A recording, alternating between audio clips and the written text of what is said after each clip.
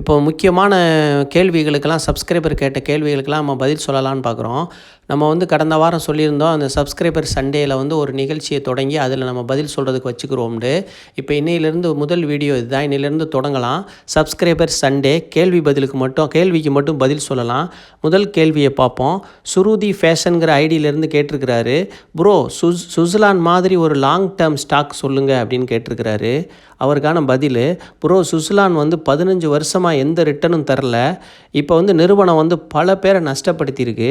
15 வருஷமாக அப்படி ஒரே இடத்துல கிடந்தது. இப்போ வந்து அது வந்து பெரிய ரிட்டர்ன் மல்டிபேக்கர் ஆகிருக்கு. சில பேரை கோடீஸ்வரங்களாக கூட ஆக்கியிருக்கோம். அந்த மாதிரி உள்ளது இதெல்லாம் வந்து நம்ம எதிர்பார்க்க முடியாது. பெரிய ஏற்றம், மிகப்பெரிய ஏற்றம். இந்த மாதிரி நிறுவனத்தை வந்து கண்டுபிடிக்கிறது வந்து மிக மிக கடினம். அப்படி கண்டுபிடிச்சா ஈஸியாக நம்மலாம் கோடீஸ்வரன் ஆயிடலாமே. மற்றொரு விஷயம், ரொம்ப நாளாக வந்து சீப்பாக இருக்குல்ல, சீப்பாக இருக்கும் சில நிறுவனம்.